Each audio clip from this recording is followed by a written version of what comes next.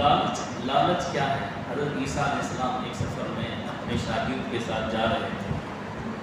سفر میں چلتے چلتے بھوک لگی تو شاگرد سے کہا کچھ پیسے تیرے پاس ہیں؟ شاگرد نے کہا 2 درہم میرے پاس ہیں.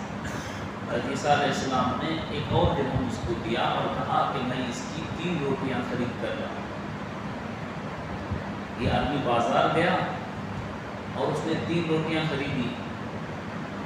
آتے ہوئے سوچنے لگا میرے 2 درہم ہیں حضرت کے،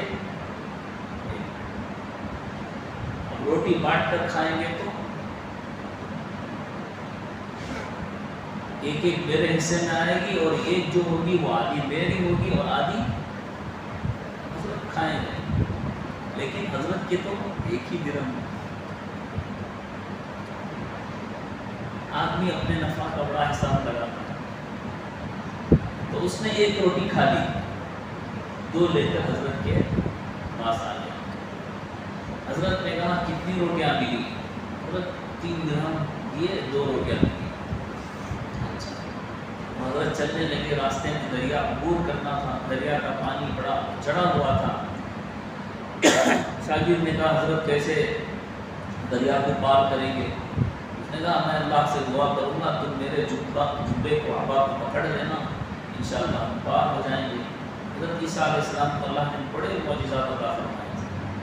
وَأُبْرِئُ الْأَكْمَحَ وَالْأَبْرَصَ بِإِذْنِ اللَّهِ وَأُحْيِي الْمَوْتَىٰ بِإِذْنِ اللَّهِ. بہت سارے مادرزاد اندھے کو اچھا کر دیتے، مٹی کے پرندے کو بناتے. سیدھا بیٹھے. مسجد کا ادب ہے، ایک تو قبلے کی طرف پاؤں کرنا درست نہیں ہے، قبلے کی طرف پاؤں کرنا مکروہ ہے. دوسرا مسجد کا ادب یہ ہے کہ مسجد میں پیر پھیلا کر نہ بیٹھے. تیسرا مجلس کا ادب یہ ہے کہ مجلس میں بڑوں کے سامنے پیر پھیلا کر نہ بیٹھے. چوتھا وعظ و نصیحت ہو رہی، اس کا ادب یہ ہے کہ غور سے اطمینان سے ادب سے سنیں.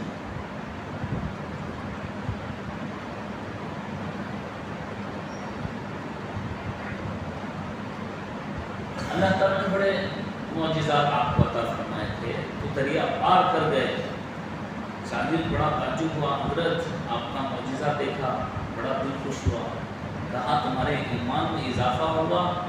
شاگرد نے کہا ہاں بہت اضافہ ہوا کہ اللہ نے آپ کو نبی بنایا اور آپ کے ہاتھ پر معجزات اللہ نے ظاہر کی.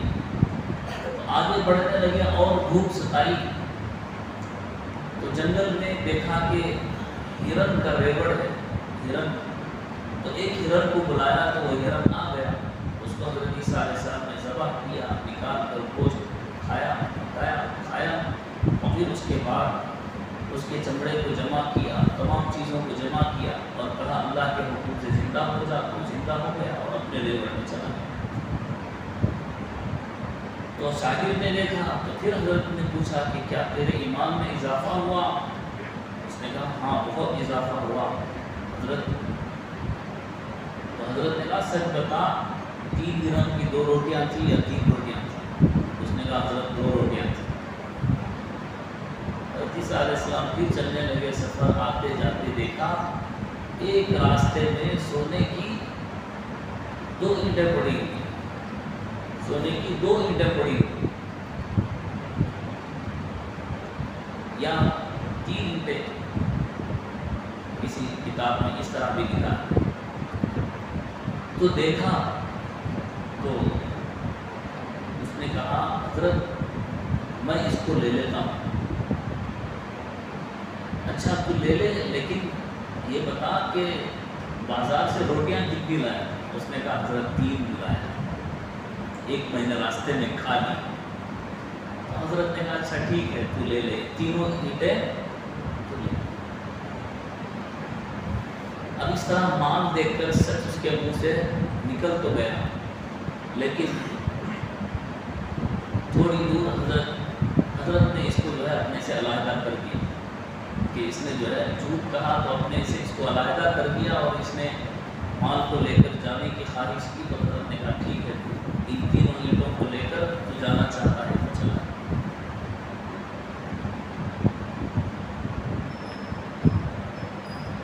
تو یہ آدمی اپنے سفر پر جا رہا تھا کہ ڈاکوؤں نے پیچھا کیا. 3 ڈاکو تھے. انہوں نے پیچھا کیا اور پیچھا کر کے اس کے تینوں سونے کے اینٹوں کو اس سے حاصل کر لیا اور اس کو مار دیا، اس کو قتل کر دیا اور تینوں لے کر چلنے لگے۔ اللہ رب العزت نے ہر انسان کے ساتھ ایسے انسانی تقاضے لگا دیے ہیں وہ اس کو پورا کرنے پر مجبور ہے۔ اس میں سے ایک ہے پیٹ۔ اللہ نے پیٹ اور بھوک ایسی رکھی ہے کہ آدمی جتنی خواہش کے درجے پر جہاں بھی پہنچ جائے، جب بھوک ستائے گی تو اسے انسان بننا پڑے گا۔ جب اسے پیشاب پاخانہ آئے گا تو انسان کی طرف لوٹ آنا پڑے گا۔ انسان کبھی کبھی اپنے خواہش نفس میں جانور بن جاتا ہے اور کچھ فلاں بن جاتا ہے، اب کہتے ہیں نا بھوت سوار ہو گیا ہے، فلاں ہو گیا ہے، جانور بن گیا ہے، لیکن بشری تقاضوں کو اللہ نے ایسے رکھ دیا ہے تو اسے انسان بننا پڑتا ہے اور واپس اپنی فطرت پر آنا پڑتا ہے۔ ڈاکوؤں کو بھوک نے ستایا تو انہوں نے کہا کہ 3 آدمی ہیں کہ بھئی ہم تینوں جو ہے اپنا حصہ بانٹ لیں گے۔ جو جس کتاب میں 2 اینٹوں کا ذکر لکھا ہے تو انہوں نے کہا کہ بھئی ہیں تو 2 اینٹیں اور ہم تینوں ہیں، کسی طرح اس کو تقسیم کر لیں گے، تم جا کر کھانا لے کر۔ تو تیسرے نے کہا ٹھیک ہے، تب تک تم اس کو تقسیم کرنے کا کیا کرو، انتظام کرو، اور 3 آدمی ہیں، 2 اینٹیں، کس طرح اس کو تقسیم کریں۔ اس کو کھانا لانے کے لیے بھیجا تو یہ کھانا لینے گیا اور اس نے بھی جو ہے سوچا کہ بھئی وہ 2 آدمی ہیں اور میں ایک ہوں، میں کھانا لے کر جاؤں اور یہ جو ہے اپنے مال کو تقسیم کر کے مجھے دیں گے یا نہیں، اس کا بھروسہ نہیں ہے۔ تو اس نے بھی جو ہے کچھ سوچ کر کچھ انتظام اس نے بھی کر لیا۔ انہوں نے سوچا کہ بھئی اب یہ کھانا تو لے کر آئے گا، ایک کباب میں ہڈی، 2 اینٹیں ہیں، ہم 2 ہیں، تو ایک اور میں ایک بانٹ لیں گے، اب تیسرے کو کاٹنا پڑے گا، اچھا نہیں لگتا، سونے کی اینٹ کاٹ کر اس کو دے تو بہتر ہے کہ بھئی آتے ہی اس کا قصہ ختم کر دیں اور تو ایک اور میں۔ تو بیچارہ بازار سے کھانا لے کر آیا، آتے ہی جو ہے اس کا انتظام ان دونوں نے مل کر کر دیا۔ انتظام کرنے کے بعد یہ دونوں بیٹھ کر کھانے لگے، لیکن وہ بھی بڑا ماہر تھا،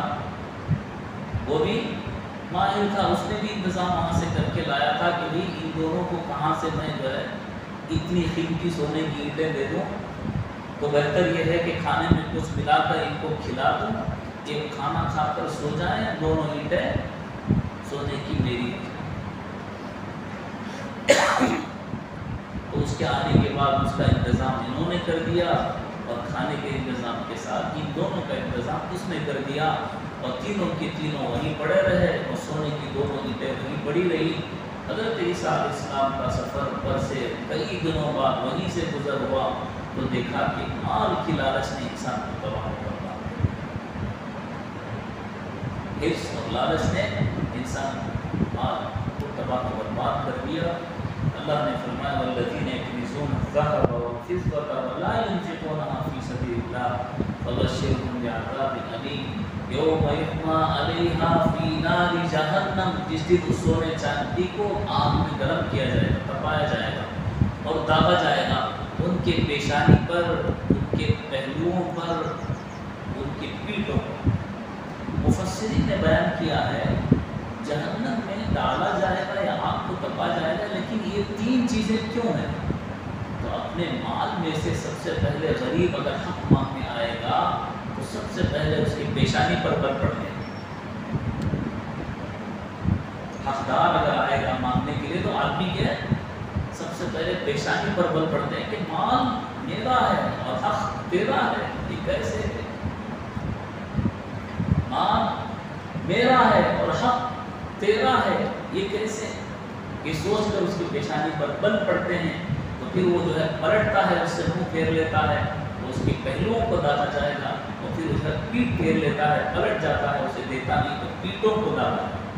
جباہہم وجنوبہم وظہورہم ھذا ما کنزتم لانفسکم، یہ وہ خزانہ ہے جس کو تم جمع کر کے رکھتے تھے۔ فذوقوا، چکھو مزہ اس کا، ما کنتم تکنزون، جس کو تم جمع کر کر کے رکھا۔ اللہ تعالیٰ